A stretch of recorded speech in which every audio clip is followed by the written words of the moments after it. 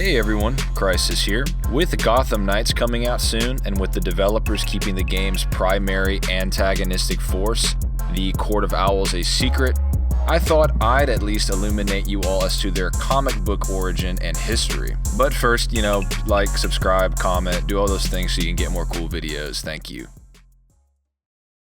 First appearing in Scott Snyder's and Greg Capullo's Batman New 52 run, the Court of Owls are established as being a secret society seemingly conducting all the major events throughout Gotham's history from the shadows. They existed as no more than an urban legend, spoken in perhaps even more of hushed whispers than even Batman in his early days.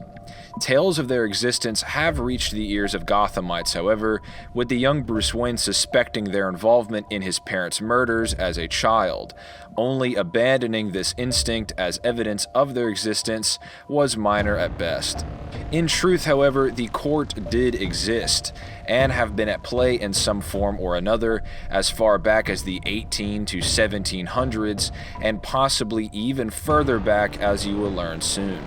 In Dark Knight's Metal number 2 from 2017, we learned that the court's ancestral form were as members of the Cult of Judas, an ancient tribe which worshipped Barbados, a primordial bat god created by higher powers to destroy universes which fell into decay. The tribe believed that their efforts would be rewarded by Barbados, which led them into committing their dastardly efforts for centuries to come. Batman first learns of their undeniable existence fairly far into his career, as the New 52 Bat books essentially assumed most of his established canon to have taken place prior to the alleged reboot. This justifiably shakes Batman to his core. Were all of his biggest losses and victories simply ordained by a higher power? His parents' deaths, him becoming Batman, his recruiting of allies, the events of Nightfall, death in the family, and so on. Bruce Wayne is forced to steel himself against this court, however, as they ready to make their biggest move in recent years. Bruce Wayne is making a large push to make the most of his wealth, attempting a philanthropic endeavor to improve the living conditions of Gotham City. This attracts the ire of the court and begins their initial power struggle against the Batman, who believed himself to be, until now, the dominant force in the city. Safe to say, this cabal pushes Batman perhaps farther than ever before, both physically and mentally. Through the deployment of Talons, practically undead elite assassins, some hundreds of years old, kept vital through exposure to compounds not dissimilar to those found in Lazarus pits. They are numerous in their numbers, with their elites such as William Cobb and Lincoln March proving more than a match for Batman at times. The former, Cobb, is actually an ancestor of Dick Grayson Nightwing, with that bloodline serving as particular interest for the court, with Grayson actually having been ordained as a Talon to be before he ever even knew it. If it wasn't for Wayne's adopting of the first Robin after the death of his parents, he would inevitably assume the role of Talon. March is much more mysterious, as he could potentially be the long-lost brother of Bruce Wayne. A tale is told of Martha Wayne's first child, thought lost in a car accident, with March projecting to Bruce that he in fact survived and is the younger brother, Thomas Wayne Jr. This in and of itself is a reference to the Earth 3 counterpart to Batman, Owlman, who shares that very alter ego, which is a pretty cool way of establishing a version of Owlman that has nothing to do with multiversal shenanigans.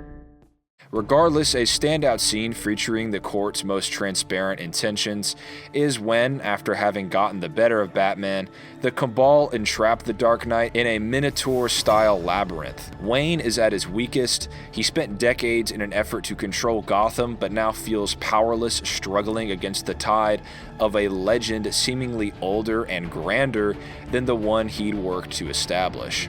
Now, losing his mind, with his only sustenance being water dosed with hallucinogens, the waning crusader is prey to the owls. This scene will always stand out in my mind. I remember reading a physical copy of this volume on a car ride, with the reader being forced to turn the book to read its pages over and over, until finally reorientating back to reading it upright. By then, I too was prey to the maze-born confusion and discomfort that Batman himself was feeling. One of the most potent examples of the actual physical nature of comics being used to great effect as far as I've read. With a surge of energy, Batman manages to fight off his captors and return to the streets of Gotham, just in time for the court to enact its perhaps biggest power play yet. Talons, both new and old, are sicked onto prime targets, with their lives left in the capable hands of Batman's family members, which allows for some pretty cool character interactions and battles. Red Hood empathizing with a Talon acrobat, both resurrected somewhat assassins, Damian Wayne leading a squad of commandos, and Nightwing coming face to face with his ancestor William Cobb, the former's victory over the latter embodying his rejection of his potential fate if left in the court's hands. Batman and his allies are victorious over the court, defeating the Talons' forces, with Bruce confronting his potential brother and besting him for a time via his ingenuity. The court, while wounded, were not destroyed and would pursue their goals elsewhere. The court's next great effort was shown in Robin War, where at a time when Jim Gordon was Batman while Bruce Wayne had amnesia, Robins, both established and aspiring, united to defend Gotham against the Owls. It's pretty fitting that from this point on, the court would essentially pivot to a firmly Nightwing-oriented threat. Of course, with the Cobb plotline, they certainly had that in their roots to start. Seeing as Scott Snyder cut his teeth with Batman at a time when Grayson wore the cape and cowl in Black Mirror, it makes sense that arguably his most iconic creation would be associated with Grayson going forward.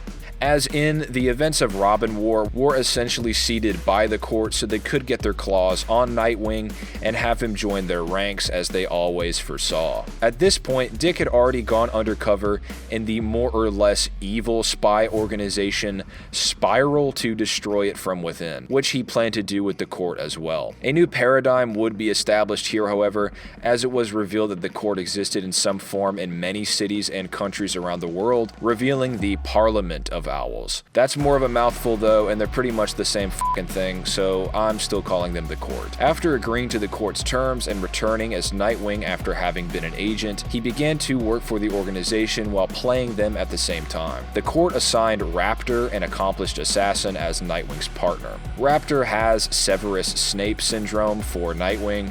He had an unrequited love for Dick's mom back in the day, has studied Grayson for years, and saw himself as a more capable tutor to the youth than Batman had ever been. As it turns out, Raptor isn't willing to share Grayson's fate with the court and rats out the Sydney, Australia branch of the Owls, leading to their demise.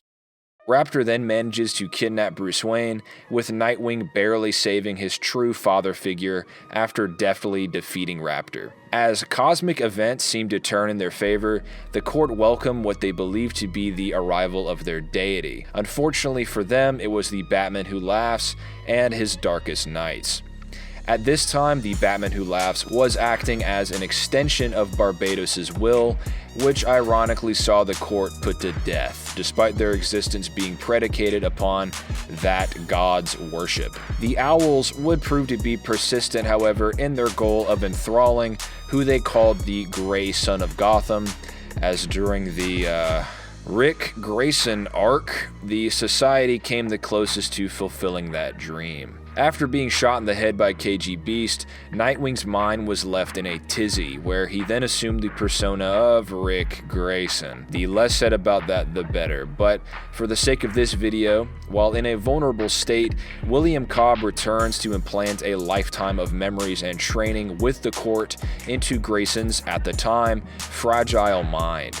Seemingly successful, the false memory which seals the deal is one of Grayson killing Bruce Wayne during the events of the New 52 Court of Owls storyline. Grayson's tenure as the deadliest Talon in history is short-lived, as in the present, he is unwilling to take a life and manages to fight off both his programming and his great-grandfather. He tracks down the owl responsible for all of this, a doctor named Isabella Haas, who's been orchestrating Nightwing's corruption since KG Beast shot him. He manages to again fight off her mental programming, where an agent of the court says fuck it and blows up the castle they're in as Grayson barely escapes. Soon after this, Grayson finally restores his mind and becomes Nightwing proper again. The court's last appearance in any form was in Doomsday Clock number 6, where members of the group were seen among a coordinated collection of Gotham rogues, showing they are alive and well, albeit in limited numbers.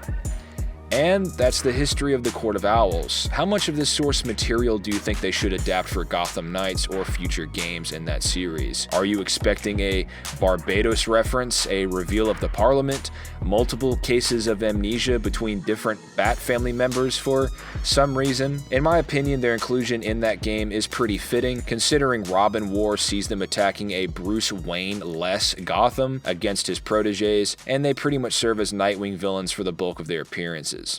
With all that said, thanks for watching, and I'll see you all next time.